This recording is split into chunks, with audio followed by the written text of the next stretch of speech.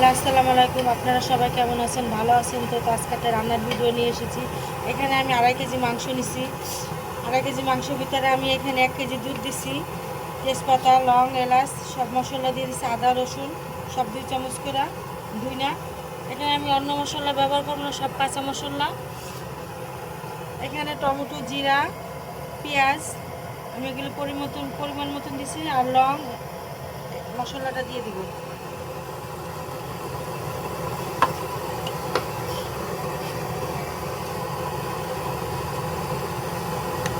দিয়ে আমি এখানে রেখে দেব।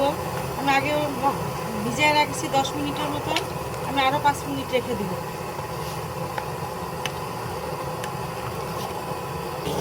আমি পাতিল বসিয়ে দিচ্ছি, এখানে আমি পরিমাণ মতন পেঁয়াজ দিছি, আর এখানে আবার পেঁয়াজ বাটা দিয়ে দিছি, খালি পেঁয়াজ বাটা। মশলাটা আমি ভেজে নিব। এখানে টক দই দিয়ে দেবো পরিমাণ মতন, আপনারা আপনাদের মতন দিবেন। 2 চামচের মতন টক দই দিছি, সয়া সস দিছি 2 চামচের মতো। দিয়ে আমি আবার মশলাটা মাখিয়ে কষা নিব। মশলাটা কষানো হয়ে গেছে। এটা আমি এখানে দুধে ভিজিয়ে রেখেছি যে মশলা, মাংস দিয়ে আমি এটা এখন দিয়ে দেবো।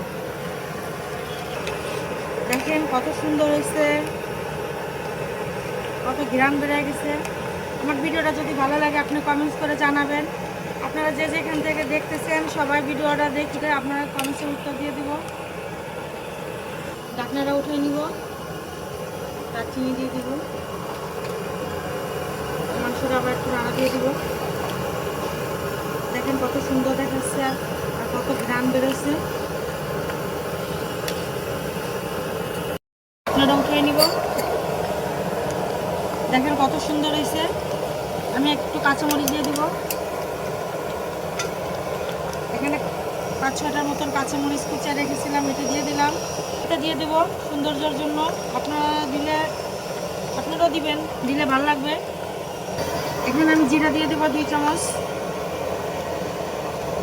2 চামচের মতন জিরা দিয়ে দেবো। ঢাকনাটা উঠিয়ে নিব।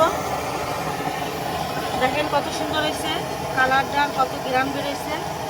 দেখেন কত সুন্দর হয়েছে।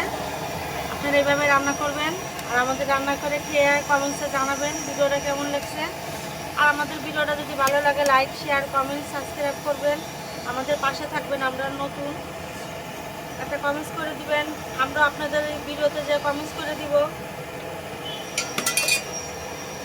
আপনারা সবাই ভালো থাকেন। আল্লাহ হাফেজ।